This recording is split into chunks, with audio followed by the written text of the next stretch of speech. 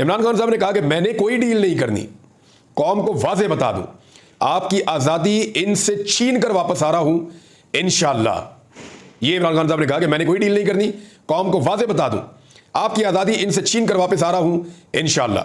ये जी इमरान खान साहब ने कहा। अब आइए कि अडियाला से ऑक्सफर्ड तक, ये मोहम्मद अली साहब का कॉलम है। वो लिखते हैं कि ज़िंदगी में अंग्रेज़ी की जो पहली ज़ख़ीम किताब पढ़ी थी उसका नाम था द ग्रेट स्केप। इसमें इन कैदियों की कहानियां थी जो दुनिया की महफूज तरीन जेलों से फरार होने में कामयाब हुए।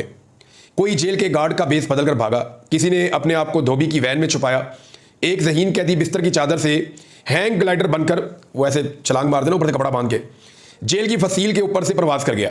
लेकिन ज़्यादातर कहानियों में कैदी साल हा साल तक खामोशी से एक सुरंग खोदते थे। अक्सर पकड़े जाते थे, लेकिन कुछ खुशकिस्मत अपनी आज़ादी पा लेते थे। जो पकड़े जाते थे वो जेल वापस आते ही एक और सुरंग खोदने की तैयारी शुरू कर देते थे। कहानियों का सबक यही था कि अगर कैदी का जज्बा सच्चा हो तो दुनिया की कोई जेल उसे फरार होने से नहीं रोक सकती। पाकिस्तान के सबसे मशहूर कैदी इमरान खान है और किसी ज़माने में पाकिस्तान की सबसे सख्त जेल मच जेल समझी जाती थी। लेकिन आजकल अडियाला है, जहां पर जेलरों को कैदी से हंसकर बात करने पर गायब कर दिया जाता है। और कैदी का जज्बा ऐसा है कि आपको उनकी सियासत से लाख इख्तलाफ हो, लेकिन उनके जज्बे से उनके सियासी मुखालिफिन भी तंग हैं। जिस तरह इमरान खान ने पाकिस्तान की सियासत में नए अंदाज मुतारफ करवाए हैं, इसी तरह उन्होंने अडियाला जेल से फरार का एक अनोखा मंसूबा सोचा है कि वो ऑक्सफोर्ड यूनिवर्सिटी के चांसलर का इलेक्शन लड़ेंगे। सच्ची बात यह है कि इमरान खान के इलेक्शन में उतरने से पहले ना पाकिस्तानियों को और ना ही इंग्लिस्तानियों को, ज़्यादातर इंग्लिस्तानियों को इल्म था कि ऑक्सफोर्ड के चांसलर का भी कोई इलेक्शन होता है। उनके ऐलान के साथ ही सबको चांसलर के इलेक्शन का ऐसे ही पता चल गया जैसे अब बच्चे बच्चे को इलेक्शन फॉर्म 45 और इलेक्शन फॉर्म 47 के बारे में पता है। फॉर्म 45-47 वाली कहानी तो सबको पता ना पाकिस्तान में। गोरों के एक कदीम इदारे के भूले बसरे इंतखाब में शामिल होने का ऐलान करके इमरान खान ने उसमें जान डाल दी है। मनसूबा यह नहीं कि इमरान खान अडियाला जेल से सुरंग खोदना शुरू करेंगे और एक दिन ऑक्सफोर्ड के चांसलर के दफ्तर में नमूदार हो जाएंगे। वो रहेंगे जेल में ही, और जैसा कि उनके जानसार समझते हैं, जेल में रहते हुए मजबूत से मजबूत तर, मकबूल से मकबूल तर होते जाएंगे। लेकिन चांसलर का इलेक्शन लड़ने से उनका नाम मगरबी दारुल हुकूमतों में एक बार फिर गूंजेगा। सबको याद आएगा कि वो एक शौरा आफाक क्रिकेटर थे। उनके मद्दाहों को लंदन की पार्टियां, शाही खानदान के साथ मुलाकातें और साबिका शरीक हयात जमैमा खान के साथ तस्वीरें दोबारा शेयर करने का मौका मिलेगा। उनके कैंसर अस्पताल का जिक्र आएगा। ये बात भी याद आएगी कि वो पाकिस्तान के साबिक वज़ीर आज़म भी हैं और उन पर मज़ायका खेज किस्म के मुकदमात चलाए जा रहे हैं। चांसलर के इंतखाब के लिए इमरान खान के अलावा किसी दूसरे उम्मीदवार का नाम भी शायद ऑक्सफोर्ड से बाहर लोग नहीं जानते। लेकिन इलेक्शन होता है, गुमनाम उम्मीदवार भी अपना जोर लगाएंगे। एक बरतानवी सहाफ़ी ने एक कॉलम में इमरान खान के खिलाफ इंतखाबी मुहिम का महाज खोल दिया है। इल्ज़ामात वही है पुराने वाले, सलमान रुश्दी के साथ एक स्टेज पर बैठने से इनकार, तालिबान और उसामा के लिए नरम गोशा और औरतों के बारे में फरसूदा ख्यालात। इन बातों से ऑक्सफोर्ड के इलेक्शन में पता नहीं उनके कितने वोट टूटेंगे, लेकिन पाकिस्तान में यकीनन बढ़ेंगे। अगर वो ये इलेक्शन जीत जाते हैं तो कैदी नंबर 804 को गोरों ने भी अपना लीडर मान लिया, और हार गए तो गोरों की अजली इस्लाम दुश्मनी। इंतखाबात का नतीजा कुछ भी हो, दुनिया को याद आएगा कि इमरान खान एक सियासी कैदी है और गालिबन दुनिया के हसीन तरीन सियासी कैदी जेल की सख्ती बर्दाश्त कर लेता है, लेकिन गुमनामी नहीं। तो इमरान खान एक बार फिर मगरबी मीडिया की शाह सुर्खियों में होंगे। जो भी सियासतदान पाकिस्तान की किसी जेल से फरार चाहता है, उसकी सुरंग का रास्ता GHQ से होकर गुजरता है। इमरान खान अपना रास्ता खुद बनाने पर मुसर है, बज़िद है। शायद वो पहले फरार होने वाले कैदियों का अंजाम देख चुके हैं। सियासतदानों में जेल से फरार होने का सबसे ज़्यादा तजुर्बा नवाज शरीफ रखते हैं। अटक किला से फरार हो चुके हैं, कोट लखपत से भी, लेकिन इतनी मरतबा फरार होने के बाद वो अपने घर जाती उम्र में भी अपने आप को कैदी समझते होंगे। अब फरार होंगे तो कहाँ जाएंगे? दूसरी तरफ इमरान खान अपनी सुरंग खोद रहे हैं और कोई जेलर रोक भी नहीं सकता। ये जनाब ज़बरदस्त किस्म का कॉलम लिखा था मोहम्मद हनीफ साहब ने। इसमें आपको सिचुएशन का आइडिया हो गया। और वही बात मैं करता हूँ कि इमरान खान जेल से बाहर आना चाहते हैं। कौन है जो जेल में रहना चाहता है? लेकिन इमरान खान अपने तरीके से आना चाहते हैं। एस्टेब्लिशमेंट भी चाहती है, बाकी लोग भी चाहते हैं कि इमरान खान जेल से बाहर निकले ताकि पाकिस्तान में इस्तेहकाम आए। लेकिन मामला यह है कि अगर इमरान खान साहब बाहर निकलते हैं एस्टेब्लिशमेंट के तरीके से, तो तभी वो राजी है इस मामले पर। वो चाह रहे हैं जैसे बाकी सारे सर नीचे करके बाहर आ जाते हैं, वैसे ही बाहर आ जाए, सर झुका के बाहर आ जाए। लेकिन इमरान खान कहते हैं जी बड़ा वाला फाटक खोलो, मैंने सर नीचे नहीं करना। मैं जेल के अंदर जिस इज्जत के साथ गया हूं, मैं उसी इज्जत के साथ बाहर आऊंगा। और इमरान खान साहब का कद वैसे भी बहुत बढ़ गया जेल के अंदर रहने की वजह से, तो अब तो उस छोटे दरवाजे से वो गुजर भी नहीं सकते जो एस्टेब्लिशमेंट ने और हुकूमत ने मिलकर बनाया है। अब इमरान खान के लिए बड़ा गेट या तो खोलना पड़ेगा या कोई और हल निकालना पड़ेगा, क्योंकि पुराने सारे जो आजमूदा नुस्खे थे वो इमरान खान साहब के मामले में बेकार हो गए। एक और खबर है जी, और वो शहबाज शरीफ के इस्तीफे के हवाले से एक इंकशाफ किया है आमिर डोगर साहब ने। आमिर डोगर साहब जो है वो पाकिस्तान तहरीक इंसाफ के मेंबर कौमी असम्बली हैं और माजी में मुख्तलिफ ओहदों पर भी रहे पाकिस्तान तहरीक इंसाफ के। इमरान खान साहब के दरीना साथी हैं। उन्होंने एक जगह दावा किया कि पिछले हफ्ते शहबाज शरीफ साहब जो हैं वो इस्तीफा दे रहे थे। उन्होंने कहा जी 2 हफ्ते पहले शहबाज शरीफ साहब इस्तीफा दे रहे थे, पीपल्स पार्टी अगर हाथ हटा ले तो सुबह हुकूमत खत्म हो जाएगी। देखिए ये हो सकता है किसी जगह शहबाज शरीफ साहब ने धमकी लगाई हो और पीपल्स पार्टी के जरिए से ये बात आमिर डोगर साहब तक पहुंच गई हो, क्योंकि असेंबली के अंदर ये आपस में बैठते हैं तो एक दूसरे से बातें भी कर लेते हैं। हो सकता है शहबाज शरीफ ने कहा हो किसी मौका पर पीपल्स पार्टी को, क्योंकि उन दिनों में मुझे याद है पीपल्स पार्टी की और शहबाज शरीफ साहब की मुलाकातें हो रही थी। पंजाब के अंदर शेयर मांग रहे हैं। अब मरियम नवाज और नवाज शरीफ पीपल्स पार्टी को पंजाब में शेयर देने के लिए तैयार नहीं है। शहबाज शरीफ साहब कहते हैं जी आप दे दें शेयर, उधर पीपल्स पार्टी ने इनके सर पे डंडा मारती है बार बार शहबाज शरीफ के। पीपल्स पार्टी ये कहती है कि लूट का माल है भाई पंजाब, ना आप जीते वहां पे ना हम जीते वहां पे, जीती तो पीटीआई है, तो लूट का जो माल है उसके अंदर आप हमें हिस्सा दें, हमने आपको हुकूमत बना के दी हुई है। वो बेचारे सही बात करते हैं। इधर नवाज शरीफ और मरियम नवाज पंजाब में हिस्सा देने के लिए तैयार नहीं है। तो मे भी शहबाज शरीफ ने कहा हो कि ठीक है जी मैं रिजाइन कर देता हूं, तो ये तो एक धमकी है शहबाज शरीफ के पास। लेकिन देखें ये चलेगा नहीं मामला, और मुझे नहीं लगता शहबाज शरीफ साहब कभी भी संजीदा होंगे, क्योंकि अगर इन्होंने अब इस्तीफा दिया या सियासत इस वक्त खत्म की और ये इलेक्शन के अंदर गए तो पीटीआई का जो बलडोजर है वो इनको रौंद के रख देगा और इनको लेने के देने पड़ जाएंगे। अब इनको एस्टेब्लिशमेंट भी इलेक्शन नहीं जितवा सकेगी, हालात वहां पे पहुंच गए हैं, पाकिस्तानी बहुत मोहतात हो गए हैं। अच्छा, जो पाकिस्तान तहरीक इंसाफ का जलसा है ना, उस हवाले से अब मुतज़ाद खबरें आ रही हैं। एक तो इरफान सिद्दीकी साहब ने एक बिल मुतारफ करवा दिया सेनेट में, तो सेनेट की जो कमेटी है उसने वो बिल पास भी कर दिया। अब बिल ये है कि इस्लामाबाद में जो भी जलसा करेगा बगैर इजाज़त के 3 साल के लिए अंदर, और अगर कोई दोबारा जलसा करेगा बगैर इजाज़त के तो 10 साल के लिए अंदर। तो इस किस्म का बिल इरफान सिद्दीकी साहब, क्या ये सूट करता है उनकी शख्सियत को?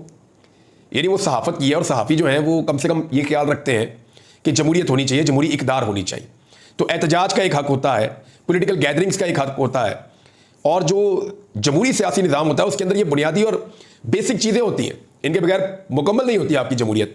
और वो उसके ऊपर ऐसी कदगरे लगा रहे हैं, ऐसी पाबंदियां लगा रहे हैं कि जी आप जलसा बगैर, अब डीसी फैसला करेगा कि एक पॉलिटिकल पार्टी ने जलसा करना या नहीं करना।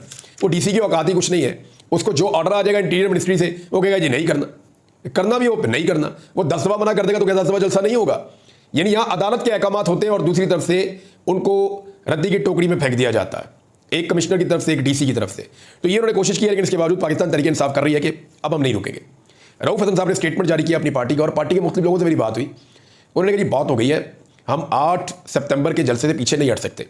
तहरीक इंसाफ का ये दावा है कि इससे पहले जितनी मरतबा वो पीछे हट गए जलसे से, और जितनी मरतबा उन्होंने कंप्रोमाइज़ किया है हालात को और सूरत हाल को देखते हुए या रिक्वेस्ट को देखते हुए, तो अब हम कर नहीं सकते। वो ये कह रहे हैं, वो ये कह रहे हैं कि पब्लिक का इतना ज़्यादा प्रेशर है कि अगर हम नहीं भी जाएंगे तो पब्लिक पहुंच जाएगी और एमपीएस एमएनएस के घरों का लोग घेराव कर लेंगे अगर हम नहीं जाएंगे। तो हमें हर हाल में पाकिस्तान तहरीक इंसाफ को अब ये जलसा करना पड़ेगा 8 सितंबर को। ये पाकिस्तान तहरीक इंसाफ की क़यादत अब खुलकर कह रही है। तो लेट्स सी हुकूमत कैसी सूरत हाल पैदा करती है। वैसे कंटेनर तो बेशुमार पहुंचाए हुए इन्होंने इस्लामाबाद में, और इस्लामाबाद को कंटेनरिस्तान एक तरह से इन्होंने बनाया हुआ है। एक और खबर है जी, और वो खबर यह है कि बलूचिस्तान की सूरत हाल पर ऑल पार्टीज कॉन्फ्रेंस बुलाने का फैसला अपोजिशन ने किया है। इस पर जो बातचीत की वो असद कैसर साहब ने की, और उन्होंने ये कहा जी कि हमें मिलकर बैठना पड़ेगा, हम स्पीकर से भी बात करेंगे, बाकी सबसे बात करेंगे। बलूचिस्तान की जो सूरत हाल है इस पर फजलुर रहमान साहब भी ये कह रहे हैं। अख्तर मेंगल साहब का जो इस्तीफ़ा है उसके बाद सिचुएशन पहले जैसी रही नहीं। यानी आप अगर बलोच नौजवानों को देखें तो नौजवान बहुत सारे हैं, उनके पास नौजवान क़यादत भी मौजूद है, लेकिन उनके पास सीरियस उनके अपने इलाकाई सियासतदान मौजूद नहीं है, बड़े नाम मौजूद नहीं है। अब अगर अख्तर मेंगल साहब उनके साथ एंगेजमेंट करते हैं तो ये बहुत बड़ी पॉलिटिकल तहरीक हो सकती है बलूचिस्तान में। और ये एक प्रेशर भी है ना नौजवानों का, बलूचिस्तान के आम शहरियों का, वहाँ के जो पुराने रवायती सियासतदान हैं उनके ऊपर। तो अख्तर मेंगल साहब का जो डिसीजन है उसकी बहुत सारी रीजंस हैं, ज़्यादतियाँ हैं, जुल्म है। फिर सबसे बड़ी बात यह है कि उनके ऊपर जुल्म किया जाता है और शिकायत नहीं करने दी जाती। यानी वो जब बात करना चाहते हैं उनकी प्रेस कॉन्फ्रेंस नहीं दिखाते, उनको बात करने का मौका नहीं दिया जाता। तो जब आप उनको मौका नहीं देंगे बात करने का, वो अपनी बात पहुंचा नहीं सकेंगे अख्तर मेंगल साहब, तो उनके पास फिर वो ऑप्शन लेस हो जाते हैं ना। फिर वो सोशल मीडिया का सहारा लेंगे, जिसको आप डिजिटल दहशतगर्दी कहते हैं। फिर वो नौजवानों के साथ मिलकर उस तहरीक का हिस्सा बनेंगे जिसको रोकने के लिए या जिसके साथ एंगेजमेंट के लिए वो बहुत ज़रूरी थे।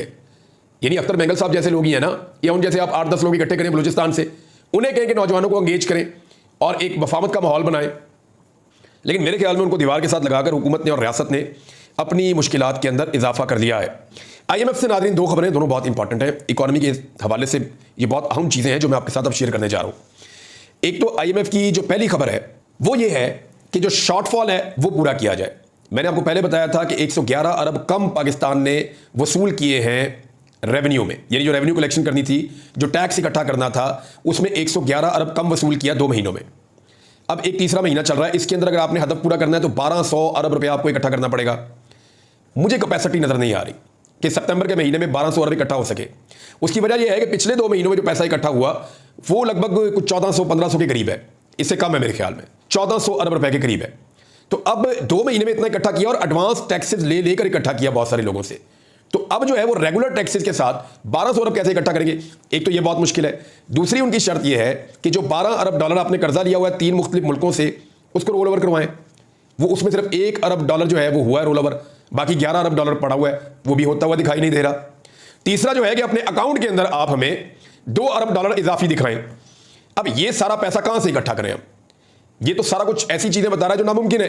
तो जब ये नामुमकिन है तो फिर ऐसा लगता है कि IMF अब जब पाकिस्तान के साथ दोबारा बैठेगा या एंगेजमेंट करेगा तो नई शराइत के साथ आएगा, और वो जिन नई शराइत के साथ आएगा उनके बाद दबाव ज्यादा बढ़ेगा पाकिस्तान के ऊपर, पाकिस्तान के गरीब आवाम के ऊपर, तनख्वाहदार तबके के ऊपर और आम पाकिस्तानी के ऊपर। अब तक की जो इतला उसके मुताबिक जो कैलेंडर जारी हुआ IMF का, उसमें बोर्ड के 9 तारीख के और बोर्ड के 13 सितंबर के जो इजलास आने जा रहे हैं उनके शेड्यूल में भी पाकिस्तान का एजेंडा शामिल नहीं है।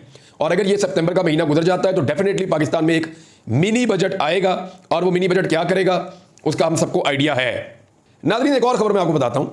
पाकिस्तान की फौज का एक झेली इदारा है FWO, उसने अतियात और खैरात की मद में 7 अरब रुपए से ज्यादा बांट दिए, जिनका कोई हिसाब किताब ही मौजूद नहीं है। ये मैं नहीं कह रहा, ऑडिटर जनरल ऑफ पाकिस्तान की रिपोर्ट है। ऑडिटर जनरल की रिपोर्ट 2023 और 24 में इंकशाफ हुआ है कि FWO ने बैरून मुल्क एक निजी कंपनी कायम की है। रिपोर्ट में कहा गया है कि एक निजी कंपनी में आर्मी अफसरान की खिदमात को प्रमोशन पेंशन के लिए शुमार होने वाली बाकायदा सर्विस नहीं कहा जा सकता। रिपोर्ट में यह भी कहा गया कि FWO ने हुकूमती मंजूरी के बगैर एक नया मनसूबा शुरू किया, ना तो इसके क़याम के सिलसिले में हुकूमत से कोई मंजूरी तलब की गई और ना ही खर्च शुदा रकम या मौसूल होने वाली आमदनी की तफसीलात महफूज की गई। यह भी नोट किया गया कि FWO ने 7,201 मिलियन रुपए इसके अतियात और खैरात कर दिए। लेकिन ऑडिटर जनरल का कहना है कि एक हुकूमती अदारा होने की हैसियत से FWO के पास खैरात देने का सरकारी इख्तियार नहीं है। मजीद कहा गया कि खैरात के मुस्तफीद होने वालों की या जिन लोगों को यह खैरात दी गई है उसकी कोई फहरिस्त भी दस्तयाब नहीं है और ना ही इस खर्च के लिए किसी मंजूरी का सबूत था। FWO के ऑडिट के दौरान माली बयानात से देखा गया है कि बाकी चीज़ें पुरानी है, लेकिन मामला यह है कि इतने सारे पैसे खैरात कर दिए, अतिया कर दिए, लेकिन किनको दिए कोई रिकॉर्ड नहीं है। ये मामला ऑडिटर जनरल और इसके ऊपर ख्वाजा आसिफ साहब का ये उनका है पॉइंट। वजारत दिफा क्योंकि उनकी है तो उसमें उनको बताना चाहिए कि एक्चुअली यहाँ पे क्या हुआ, इतनी बड़ी पैसे खैरात में चले गए जो ऐसे नहीं जा सकते कानून के मुताबिक। एक और खबर यह है कि कपास की जो फसल है पाकिस्तान में उसमें 60% कमी हो गई है नाज़रीन। यानी हमें पहले ही कपास इंपोर्ट करनी पड़ती है अगर हमने अपनी मशीनें चलानी है तो। और गवर्नमेंट की ऐसी नाकस पॉलिसी है क्योंकि गंदम में इन्होंने किसान को बहुत बुरी तरह मारा है। जब किसान को गंदम में मार पड़ी तो उसके बाद पैसा था ही नहीं, वो अगली फसल लगाने के अंदर बहुत कमज़ोर हो गया था। तो किसान इतना कमज़ोर हुआ है और किसान को इतनी मार पड़ी है पाकिस्तान में कि कपास की जो पैदावार है उस हवाले से बताया जा रहा है कि 60% कमी हुई है कपास की पैदावार में। और सिंध और पंजाब के गुज़िश्ता माह के अगस्त में कपास की पैदावार में 60% तक की खतरनाक कमी पर टेक्सटाइल के शोबे में बहुत तशवीश की लहर दौड़ गई है। वो पहले बेचारे बहुत महंगी कपास इंपोर्ट करते हैं और अब पाकिस्तान के अंदर 60% कम हो गई है तो आपकी जो इंडस्ट्री है टेक्सटाइल की, जो पाकिस्तान की सबसे बड़ी इंडस्ट्री है, वो तो पूरी तरह इन्होंने डबो दी, यानी डेलिबरेटली कर रहे हैं। और एक और काम करने जा रहे हैं, जरा ये आप कार्रवाई चेक करें। मैंने आपसे कहा आपको बताऊंगा मैं कि शुगर का मामला, ये जो गन्ने की खरीदारी होती है ना, इसके ऊपर गवर्नमेंट का एक चेक होता है कि इतने रुपए में गन्ना बिकेगा और इस तरीके से बिकेगा, इतने दिनों तक आप उनकी पेमेंट करेंगे और फिर इतने रुपए की आप चीनी बेचेंगे। गवर्नमेंट ऑफ पंजाब ने अभी ये इतलात आ रही हैं, इनकी कंफर्मेशन भी आ जाएगी क्योंकि अभी इन्होंने कोई नोटिफिकेशन मंजरे आम पे नहीं आने दिया। डिपार्टमेंट के अंदर से मुबैना तौर पर ये खबरें आ रही है कि इन्होंने फैसला किया है कि गंदम की तरह जैसे हमने छोड़ दिया था खुला किसान को, हम गन्ने के किसान को भी शायद छोड़ देंगे। और अगर इन्होंने गन्ने के किसान के साथ ये किया तो याद रखिएगा शुगर मिल मालिकान की जो है मौजें लग जाएगी, क्योंकि ये सारे खुद ही शुगर मिलों के मालिक हैं। ये जितने भी जैसे IPP है वो भी इनकी है, शुगर मिल है वो भी इनकी है, सियासतदानों की, तो ये मिल के खाते हैं। तो तरीका वारदात इनका ये है कि अपनी मर्जी से गन्ना खरीदेंगे, जितना मर्जी सस्ता खरीदें, फिर अपनी मर्जी से रेट डालेंगे कि हमने तो बहुत महंगा खरीदा है, और अपनी मर्जी से फिर चीनी का रेट बढ़ाएंगे भी। ये जो स्कैंडल है इसके ऊपर मैं आने वाले दिनों में बात करूंगा। अब तक इतने अपना ख्याल रखिएगा, अपने चैनल का भी। अल्लाह हाफिज़।